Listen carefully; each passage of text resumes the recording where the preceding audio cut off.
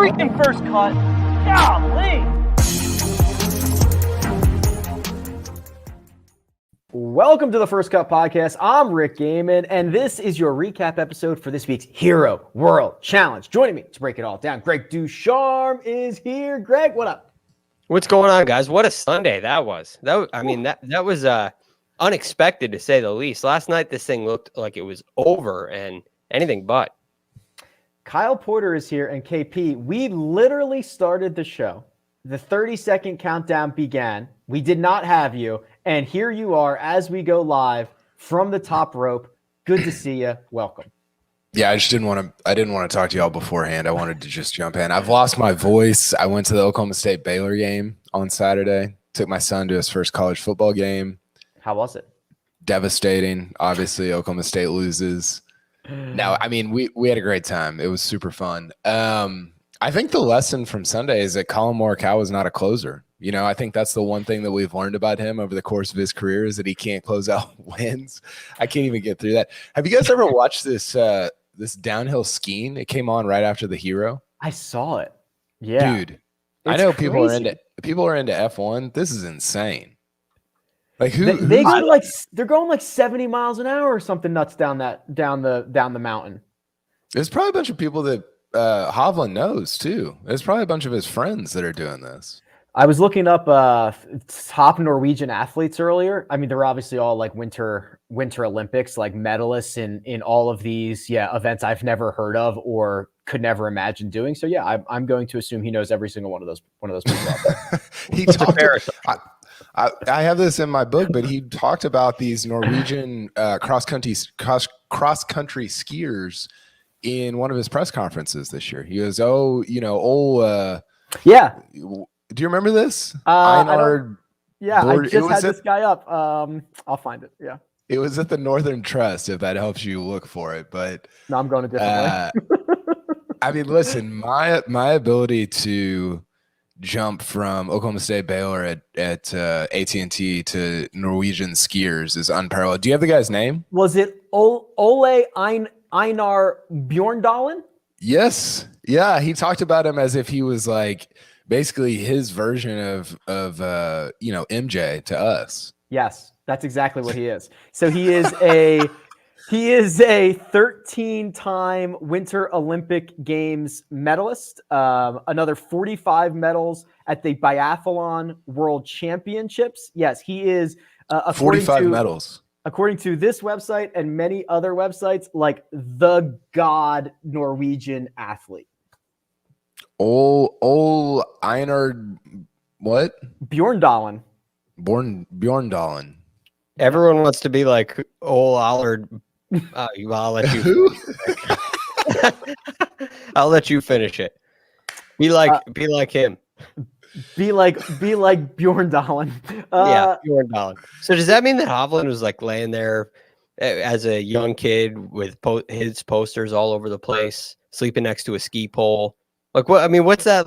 I could see the MJ guy, right? You got a basketball, you're laying in bed, shooting it up and catching it. What do you do if you dream of being a legendary cross country skier? You sleep with, here he is. Sleep with the goggles on. I think. Listen, you're not getting this on any other podcast. Nobody's going deep on this retired Norwegian professional biathlete and coach.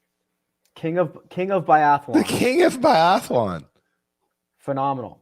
Greg, to your point, Viktor didn't start playing golf until he was like 13. So I guess for the first, which is nuts because that was only like 11 years ago. Maybe he was dreaming of being Bjorn for the first 12 years of his life. So hard to imagine. It was a weird Sunday because for the first, I don't know, half of it, a little bit more, everyone was melting down, KP. Colin Morikawa included. Our 5-shot lead overnight vanished instantly. And it seems like everyone was allergic to the lead. No one wanted to get there. Patrick Reed was hitting shots left-handed. Brooks Koepka was making doubles. It was out there. It was craziness. just let's go through this a little bit chronologically. This thing got wide open very early into the round, where after a couple of holes, Morikawa was giving it away and no signs of finding his game. Yeah, he shot what 41, I think, on the front. He had, I think, 2 doubles and a bogey, I believe it was. I think he did have a birdie too, though. On 8, he made birdie, right? No, I don't think so. No, we missed so he made double on 4, double on 6, bogey on 9, out in 41. So I think the thing that really stood out to me, Rick, was as it was playing out, I really had this sense that your boy Sam Burns was going to emerge, because it had this feeling of like, man, Burns has kind of had, I would say, him and Berger maybe the most underrated years in terms of the way, like the level at which they've been playing. With they've got a few things. I mean, they've both won. Burns won multiple times, but I don't know.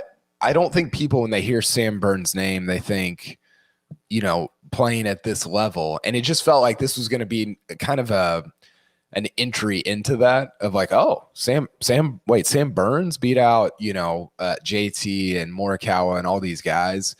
And then he makes a 7 on, what was it, 14?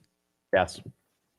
Oh, that was the one that I was like, oh man, like it felt like it was kind of his to lose there for a second, and then he went out and lost it, and then Hovland took over. I mean, making the American the Eagle. I think Shane Bacon dubbed that the American, and then a birdie to follow that up. He was, it always is a little shaky with him coming in, and it was this time as well, but. You really, there's always a point in these final rounds where somebody is kind of like, like stamps the final round with their name. And that felt like what he was doing as he made those 2 eagles on 14 and 15. Holes out from the bunker, Greg, on 14 for eagle number 1. That's a hole that he eagled not once, not twice, but 3 times this week. He backs it up with another eagle on the par 5.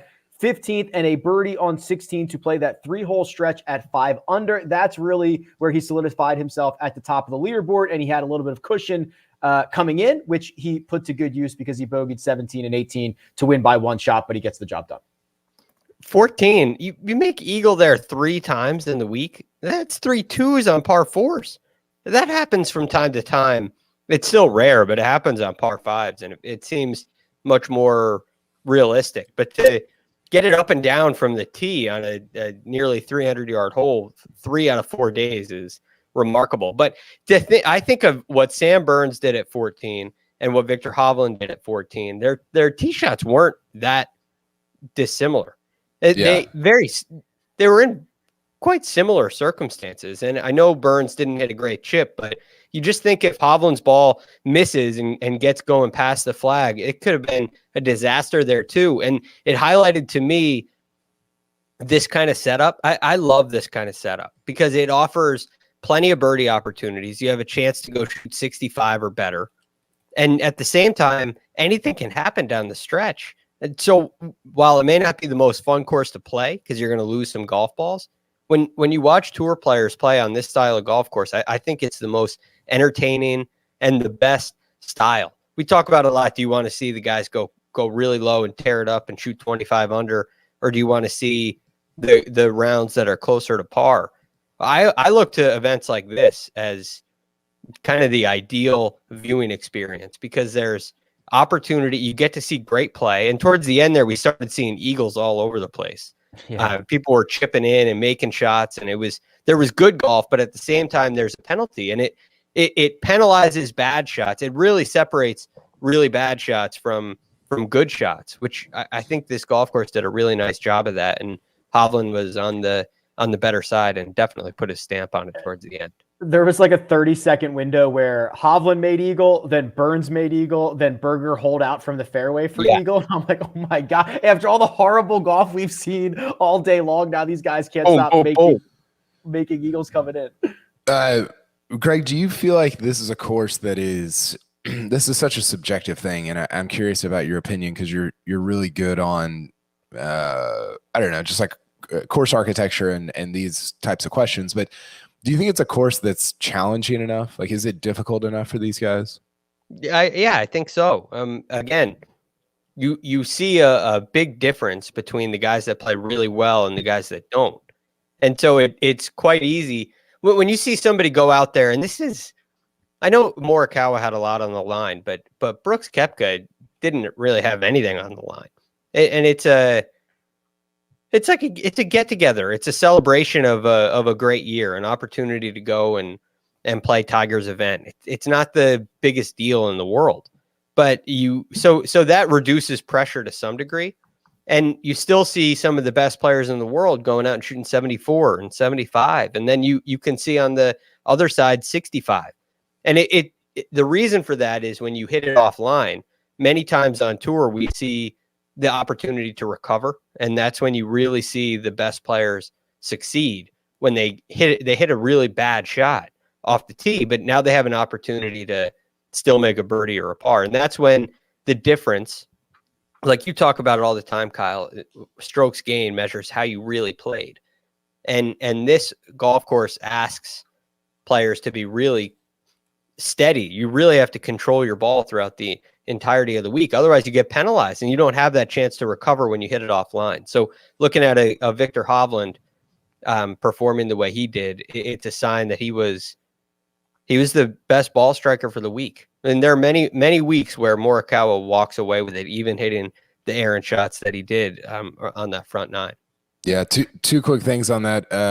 JT and Morikawa finished tied for 5th. Their Sunday rounds were 12 strokes apart, which I thought was, I mean, in terms of the setup, I think the thing that I would like to be harder that you can't really control is the greens are just fairly straightforward. Like they're not, they're it's not like, I won't even say a major change. It's not like a Muirfield Village, right? Where it's like, oh, this can get like, this is tough. Like you gotta kind of like pick your spots here. And the greens are small, but they're not like, I think the undulation of them is not super difficult. And then the other thing, you mentioned Hovland and Morikawa. Those were, if you look at strokes gained ball striking for 2021, those are the two guys. It's Morikawa 1 and Hovland number 2. And I think that, I don't know that people think about Hovland in that class, but he has been. And I think that, the question for him going forward is, can you get yourself involved in a major championship? Because he hasn't finished in the top 10 and won yet. I know it's stupid to say that because he's 3 years into his career, but he's at the level where your expectations now are like, you gotta, it was kind of like with Rahm, like you gotta contend for some majors. Like that's and that's a great resetting of expectations for somebody. That's what you want if you're a top player, is like that. Our expectation is that you got, and maybe not win, but at least contend for some. And I think he's got the game to do it. I'm interested to see if how that plays out over the next couple of years. Yeah. So is this what, 5th or 6th worldwide win? 5. 5. And Morikawa has 6. Yeah, Morikawa's are a little bigger. Right. Well, that's the thing. They come up together and they'll always be compared to one another. And that's the biggest difference. Even if this were Hovland's 6th, if he wins the Century Tournament of Champions and ends up with 6, you're still putting Morikawa head and shoulders above, because his performance in the really big events like majors has been noticeably different. So I agree with you, Kyle. That is it's a really big step for Hovland to take.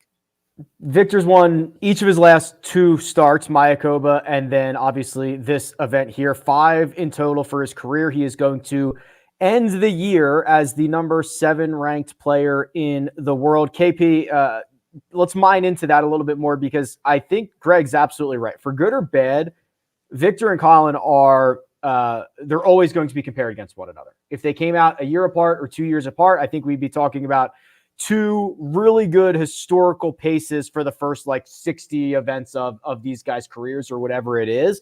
But should we be treating them I feel like we should be treating them as their own individual entities, as opposed to trying to compare them to one another? Yeah. I mean, it's hard because it's a little bit like the take Berger out of the Spieth JT group, and you're like, man, Berger's had a good career, but he just gets buried by JT and Spieth. to the point. I mean, the problem is that JT and Spieth are operating at like a top 15 historical pace all time. And so you look at Berger and you're like, he's fine. And it's like, no, he's pretty good. Like, he's really good. And I fear that that's a little bit what we do with Hovland is like, man, winning 50 times, no matter whether that's Mayakoba or he's won on the Euro Tour, that's hard to do in your first 60 events. And it just gets, at least in my mind, a little bit buried by Morikawa winning the Open and the PGA and what else did he? Oh, the WGC, so yeah, I agree. I think that we should always take guys individually and separately, but at the same time, like I think Hovland expects of himself to go out and start doing that at majors. And I thought it was cool that I was thinking about it today. Those two played against each other in the Ryder Cup in singles and shot a best ball 59 on Sunday, which I thought was great symmetry, or it was just like a cool like marrying of like what they've done so far over the course of their careers. Yeah, it is. It's fascinating stuff. Final point on this, Greg, and we'll move on. Is that class, and you can throw Matthew Wolff into it. When we look back at that class in 20 years, is that going to be one of many classes because these guys are getting better, younger, they're more prepared to come out on the PGA Tour, they all know their numbers, launch monitor wise, they know they can contend, they know they can compete, or is this going to end up being a historical class from what we've seen, 2.5 years in? We see that. Yeah, it is. It's a really good question. And I would break it down this way. When players start getting better, younger, and they know their numbers and all those things you mentioned, it has a way of leveling the playing field. And so you get less standouts. There are a lot of guys who are really good, a lot of guys who can win, a lot of guys who compete, but there are fewer standouts. And the thing that makes Morikawa, Hovland, and I think Wolff belongs in that class too. The thing that stands out about those three is they have, less so Wolff, but Hovland and Morikawa have really become standouts. And it's starting to look like their career totals are going to rack up pretty quickly. Of course, we know what happens to players like Jordan Spieth and Ricky Fowler. You can, and many more across the board. There are slumps through careers. But it doesn't really look like there's a chink in the armor for these guys. And a lot of that has to do with their makeup. It has to do with what they do really well. And they're so steady tee to green. It's hard to see them going through a swing change or making some dramatic change with their full swing that throws off their swing. And they may have a bad year, but I don't really see it being that bad. I mean, so I kind of am expecting these totals to just slowly rack up and become really impressive. And then you have Morikawa, who's already got 2 majors at this young age. And now you have a legendary player in the making. You have, and if Hovland uses that as energy and tries to catch him and catches him or becomes a second fiddle to that, you have legendary players. So I really do think this class is going to be remembered for a long time. And these two have to have their sights set on the Hall of Fame. What's Morikawa's ceiling? He has this way of just picking them off. So I don't know if you can put a ceiling on him. I mean, I look, is he going to win 15 majors? I don't think so. But I think he has the best chance of anyone right now playing to get to double digits. He's got off to a really early start. He's had really early success. As I said, his makeup, his tee to green makeup is going to put him in the mix everywhere he plays. And I mean, I don't know how much bigger Augusta National is going to get of a golf course. I don't know if we're going to start going, and I don't think we should start going to 8,000-yard golf courses every time. But I don't see the game outgrowing Morikawa to where he's short, which would be the one concern with his ball striking game. I don't really see it going that way. I think he can keep up distance-wise. And now you have the best second shot player in the world. And most of the time when we go to really big golf course, really big events, these golf courses tend to be second shot golf courses. And if they're first shot golf courses like you see in Florida, like during that stretch, there's a lot more emphasis on accuracy, and guys lose it when they're inaccurate off the tee. He's as accurate as it comes, and Hovland fits that same role. So I see a really bright future for these guys. I think it's a really solid foundation. I think real quick on this, Rick, I think the concern is the concern that I've kind of voiced all year, which is, all of a sudden, if you're Colin Morikawa, you've got deals with Rolex and Adidas, and you have become a corporation, and that's great. You shouldn't turn those down. That's not what I'm saying. It's just hard to maintain that for 10 years, for 15 years. It's hard to maintain that kind of childlike joy for golf, which has really emanated from him throughout 2021, or really throughout his career, I think, and from Hovland too.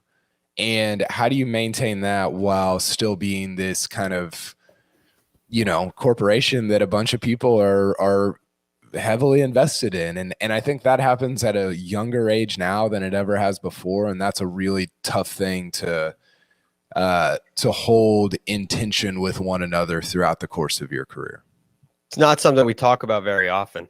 Valid. Yeah. I wonder what you guys think about this. They are not the rock stars coming out that, although in the game of golf they are superstars. They are not the off the course rock stars that a Tiger Woods was, or a Ricky Fowler, or even Jordan Spieth. I mean, those guys. It doesn't feel like that anyway. It feels like there's a little bit less attention on them, and I wonder if that'll remain. If they can kind of stay under the radar a little bit off the course, or if their careers go the way that I project, if that's just unavoidable. Victor's a rock star in Norway, and then I think he comes For over sure. here and he gets a little bit of he gets to fly under the radar here a little bit, and then maybe that's a bit of a reprieve for him. So we'll see. But he's absolutely a rock star in Norway. Gets his 5th win worldwide. Congrats, Victor, 2 in a row, and it was not without a bit of a challenge, or at least challengers, because the boys started to play well down the stretch. One in particular, Scotty Scheffler here, KP, who birdied 6 of his final 8 holes, is going to finish 1 shot behind Victor, and he does this. Was he in contention at all this week? And then he just kind of goes on a run on the back 9 on Sunday and piles on another runner-up finish? And I thought, impressively, the 4 on 18 after he hit it. I didn't see where his ball ended up, but I saw it off the tee and it wasn't great, or it didn't look great. He's a little bit of the Xander thing for me that I've always been kind of vocal about. Hey, do something from out in front rather than trying to shoot a 62 on Sunday. And that's probably a little unfair to him and to Xander, because it's like, well, who cares how you did it? You still went out and got it done. But yeah, I don't know. He needs to win in 2022, I think. I don't care if it's Colonial or the Masters or whatever, just something to kind of I don't like the word validate, but to kind of, I don't know, like winning's a skill, and there are times where I'm like, has he just not kind of run into one at the level that he's been playing yet, or does he not have the skill of winning? And so I think that's a question that I a little bit have about him going into the next couple of years. We play that game a lot, Greg, which is like, who needs a win the most? And after Tony got one recently and Abraham Answer got one recently, it feels like the answer to that question is Scotty Scheffler. Now, I don't think he needs one, but like, he's the guy who needs it the most, whether that's a 5 out of 10 or a 6 out of 10. I think he needs one. Yeah, he does. You don't want it to become a thing. And it's becoming a thing. Now, this second place finish, look, he was 7 shots back entering the day.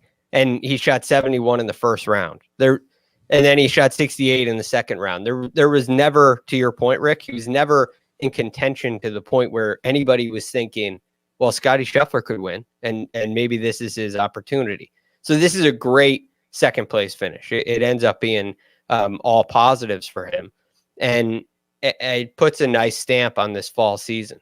But I completely agree with Kyle that he needs a win. He has a way of kind of having something happen where there's a letdown. It just feels when you watch him like you're going to get let down. Even today, he made a triple today on the first 9. He shot 66 with a triple bogey. So that takes him even further out of contention. And so this was a nice round, but it's not under the highest amount of pressure. And when that pressure really rises for him, he's had some issues and had some struggles. The benefit is he's put himself in position where we talk about him this way. Yeah. Again, it's not the consistent T15s where everybody's impressed, but he hasn't had the letdown. He's had the letdown, and sometimes that can fuel you, but he's got to use it as fuel and not let it become a burden, which there's a very fine line between those two things. I'm working towards this. I'm getting there. I'm going to win soon. And can I win? And that question, you don't know when that happens, but if he doesn't win this year, those questions will be a lot more intense.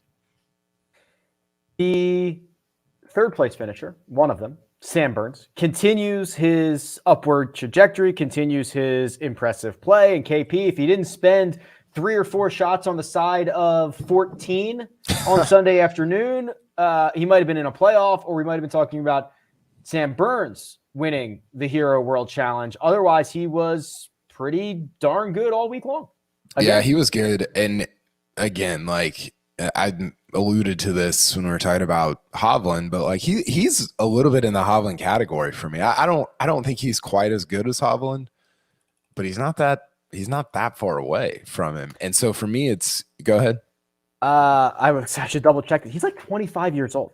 He's 20. Yeah, he's 25. He just turned 25 6 months ago.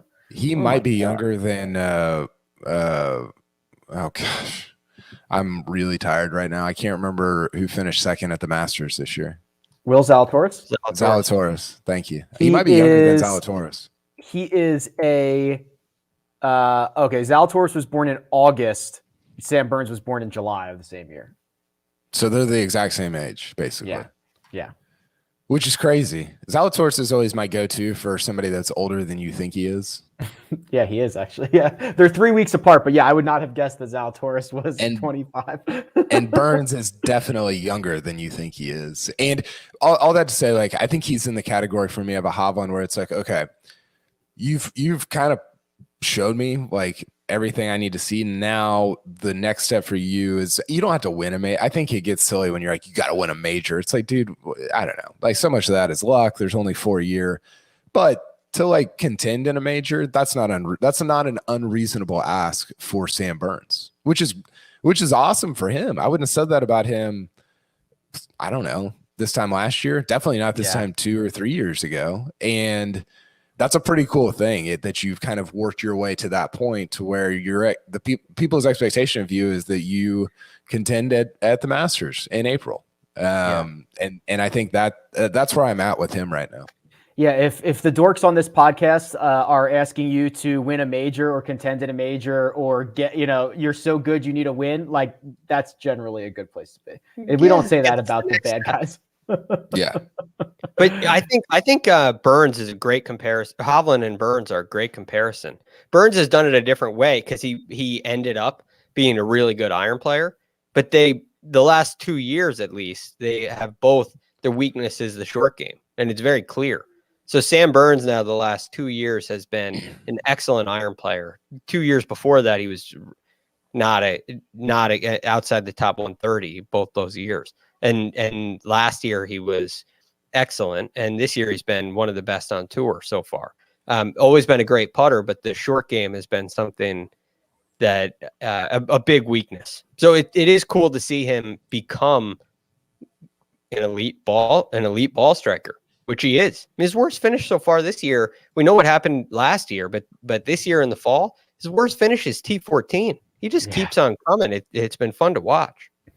KP, you mentioned there was a time you thought Sam Burns was going to win this as kind of everyone was melting down. I thought that guy was Patrick Reed, who finished T3, and I'm thinking, oh boy, here we go. Patrick Reed's going to do it. His form coming in outside of the pop at Bermuda was horrible, but he kind of gets himself in these positions, and when he gets in contention, you always think he's capable of winning, despite having to play back-to-back holes, one shot each left-handed. He's like a scrambling machine, found himself at 15 under par when the week was over. Yeah, he's had a few memorable moments in the sand on this golf course before.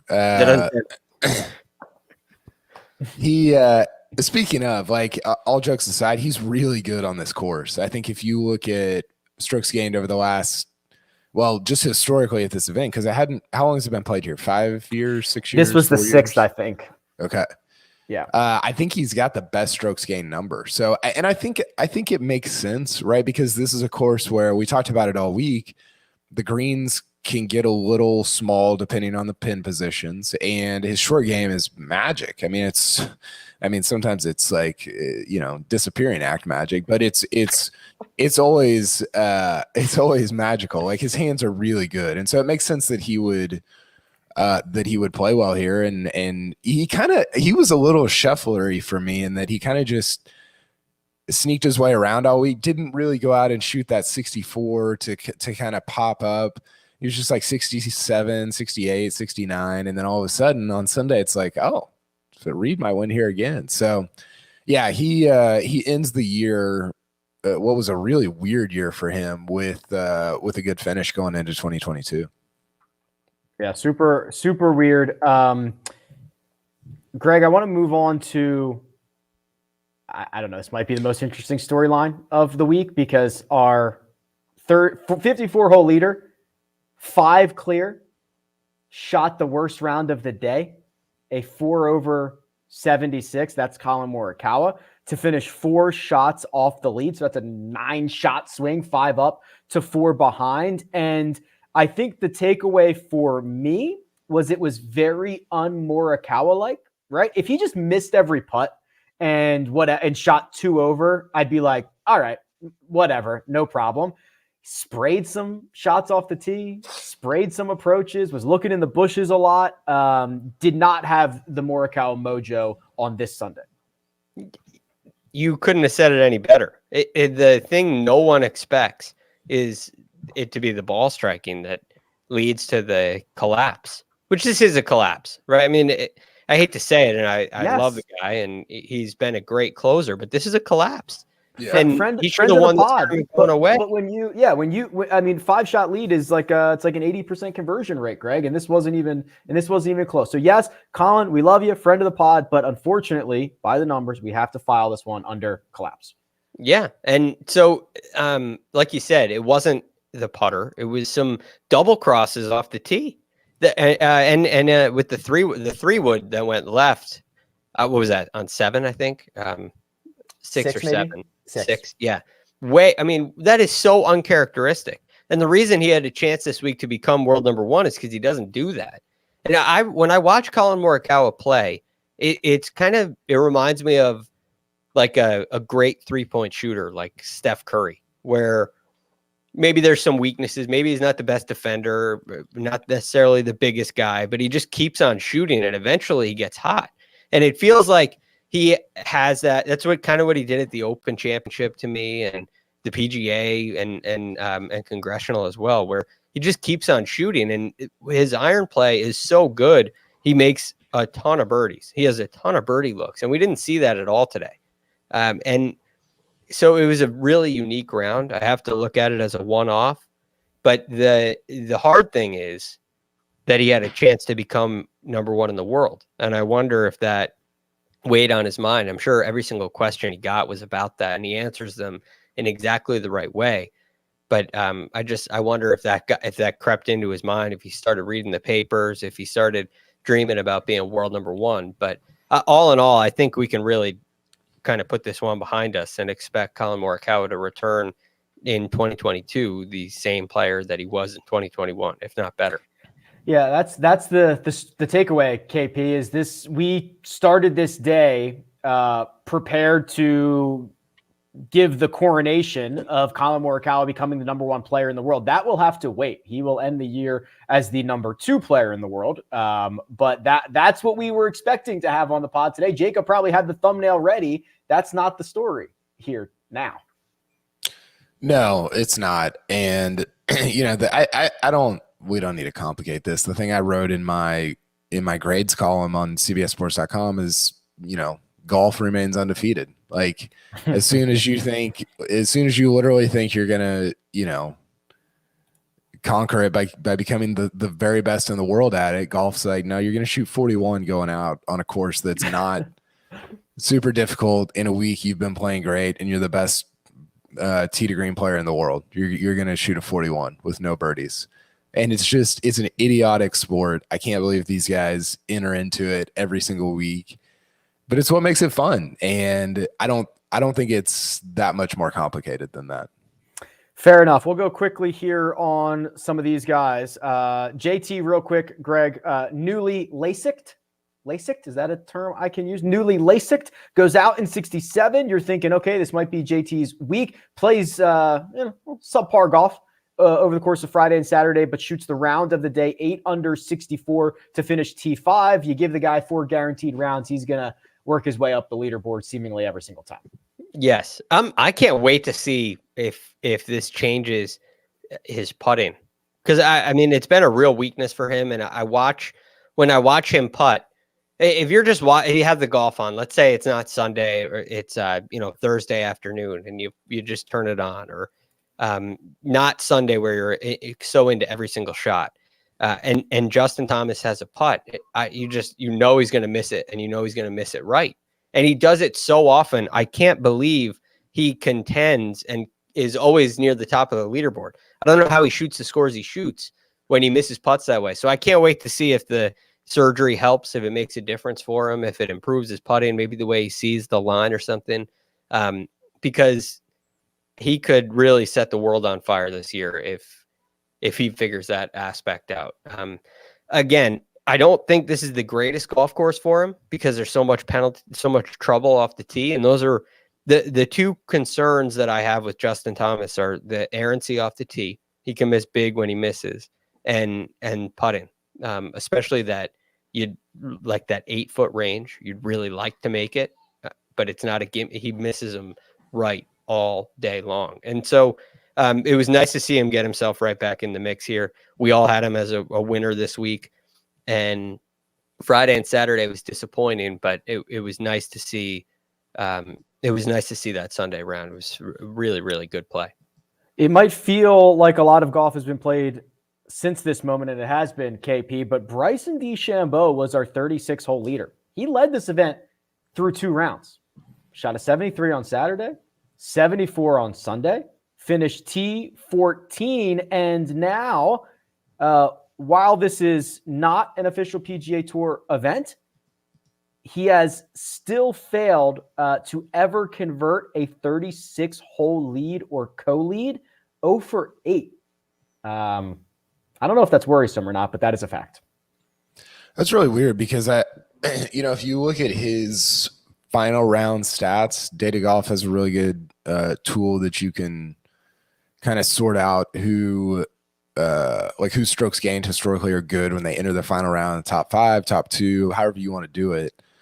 Bryson's pretty good. Like with when he's in contention on Sunday, his numbers, which is why Torrey and Memphis were such an aberration.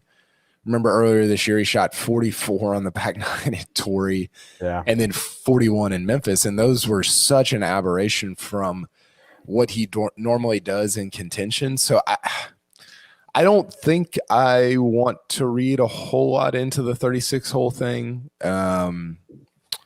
but it's not nothing. So I don't know. I'm not totally sure what it is. Do you have a hypothesis on it? Luck.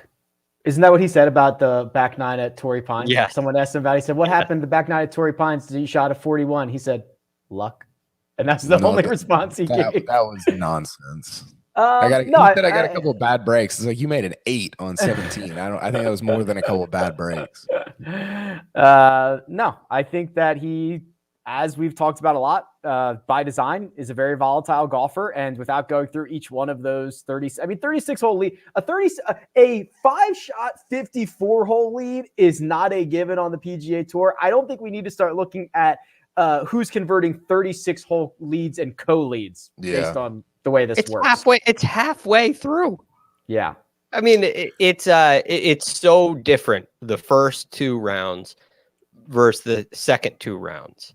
I would look very little into that. 54 hole leads is a different story, and it's way more than 18 holes in a strange way.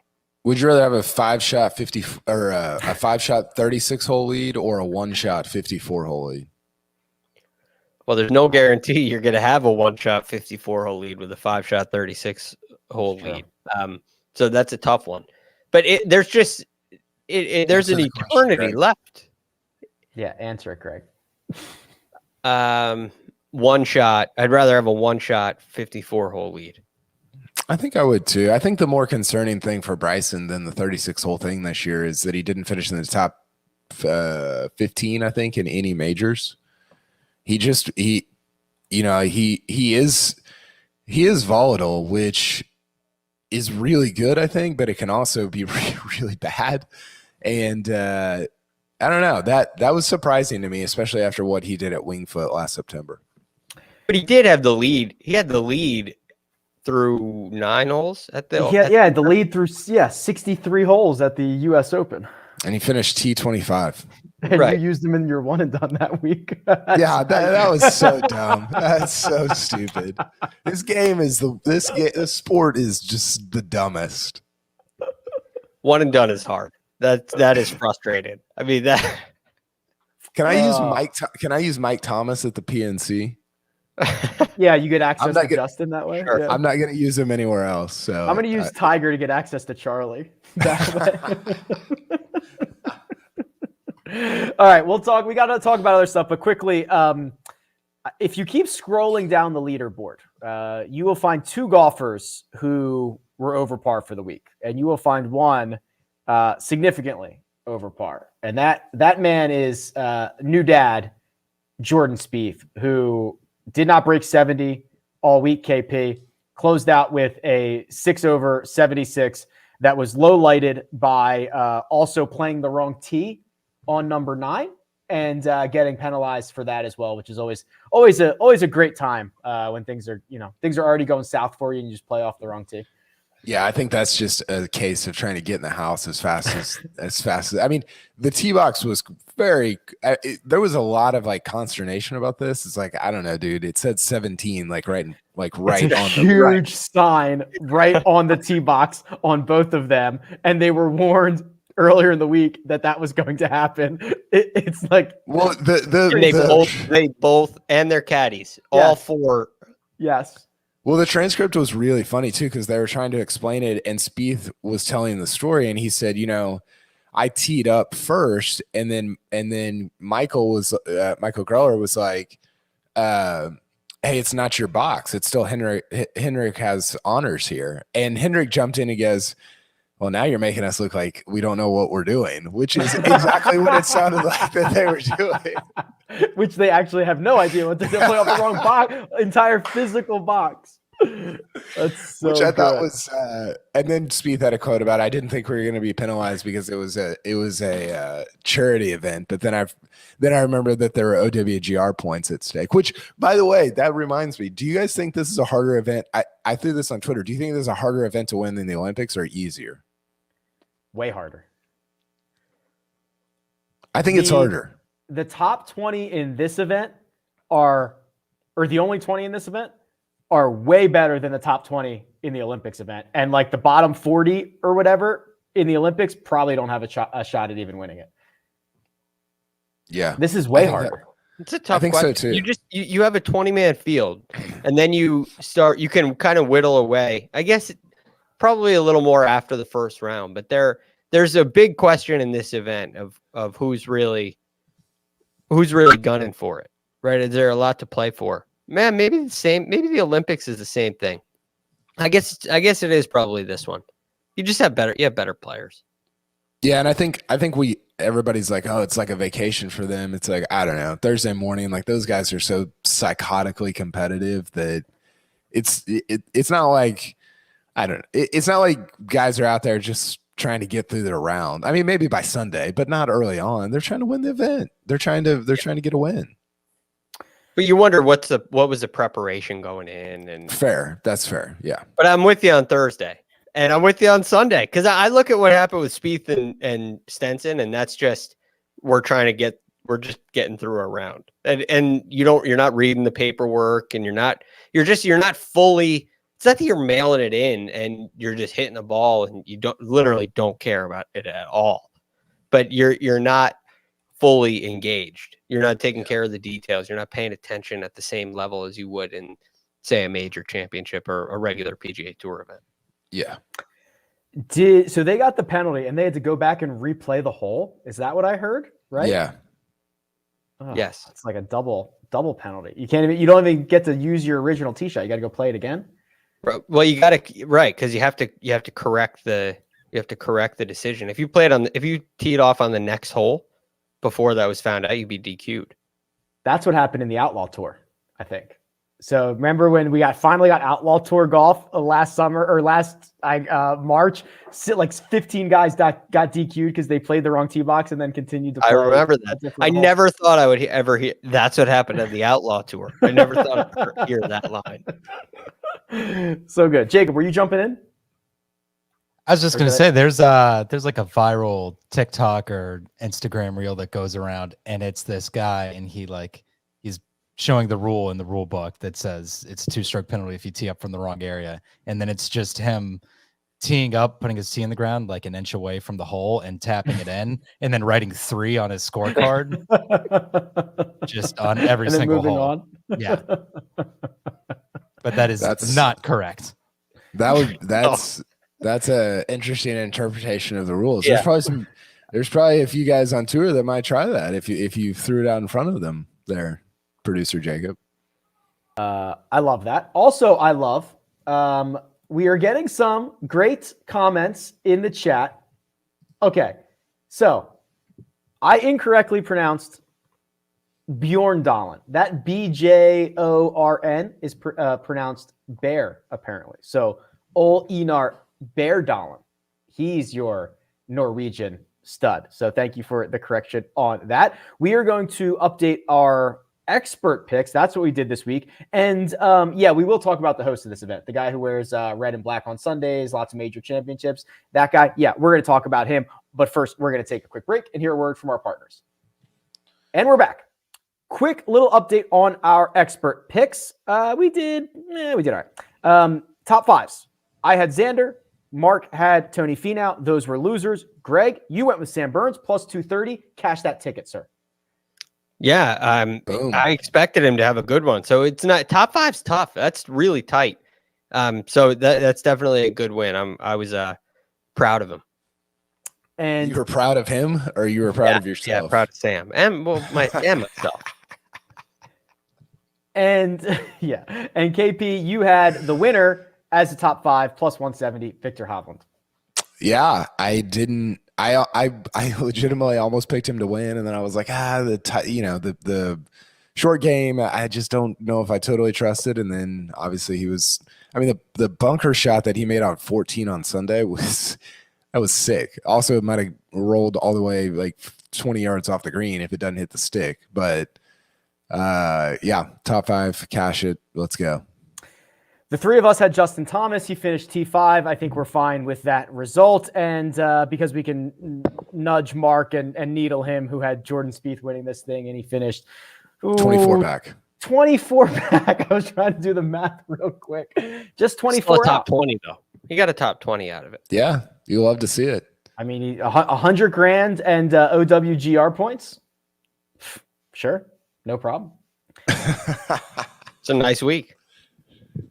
Nice week for Tiger Woods, who, that's the reaction. Who, I think might have been playing it a bit coy in his pre-tournament presser, where Greg, I think he was saying, haven't been able to practice all that much, haven't been able to really swing it. He responds to that by hitting the range 4 out of the last 5 days with cameras in sight, hitting everything from wedges to drivers. Getting the internet all hot and bothered.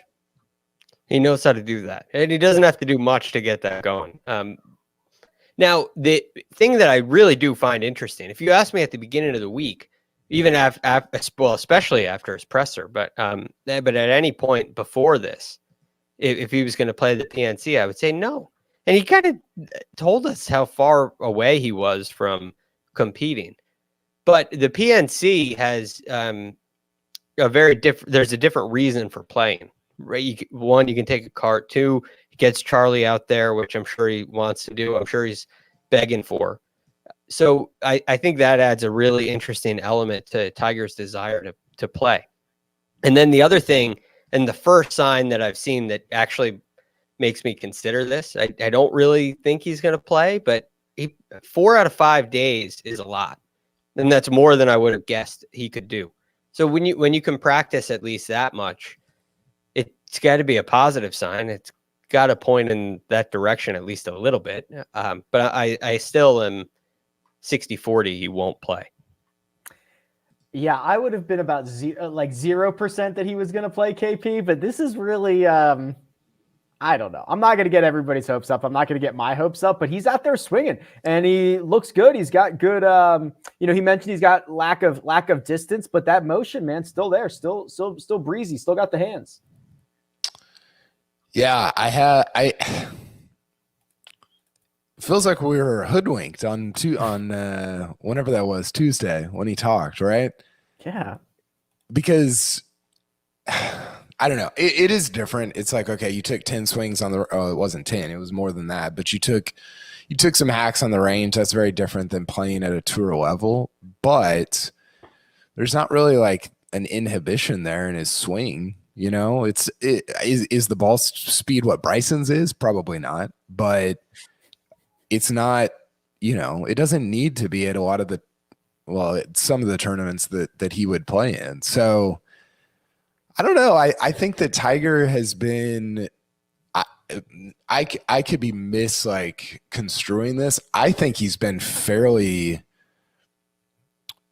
not straightforward with like details on his injuries and his like how he feels, but pretty straightforward with like the broader picture of like, hey, it's not good right now, right? Or it's okay right now, or like just kind of these broad terminologies. I feel like he's fairly honest about that. And this time it's like, man, he painted a pretty bleak future that, again, was different than when he said at this tournament a few years ago, hey, everything's gravy, because at that time he was still super like he didn't have the spinal fusion fix like he does now, and he was like really, really in pain. And yet and this time he painted a picture that was just kind of like almost indifferent about the future, because he didn't think that he would be able to practice enough to get there. And then he went out and practiced 4 to 5 days. I know.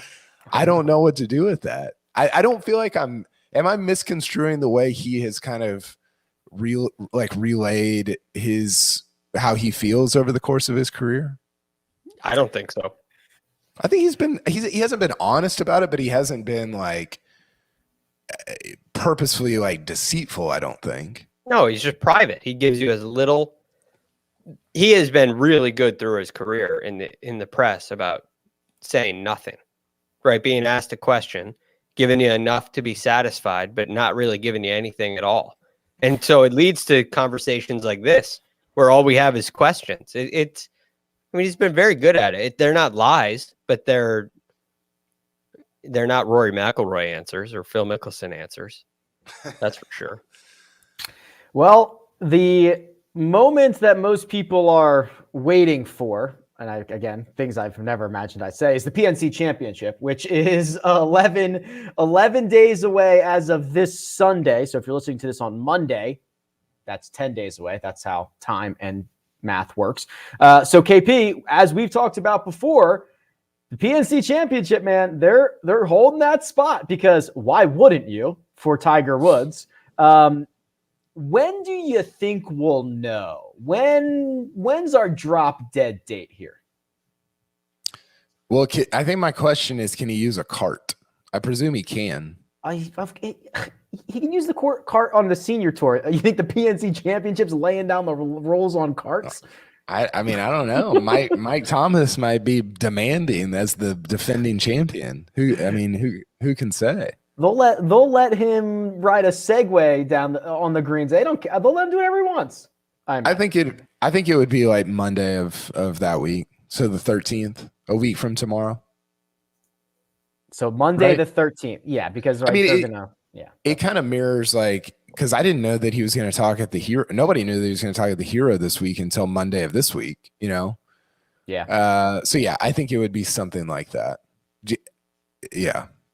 Yeah, I mean, he wants to wait till the last possible moment, right? Because as he said on Tuesday, in his press conference, he doesn't know what's going on with his back still.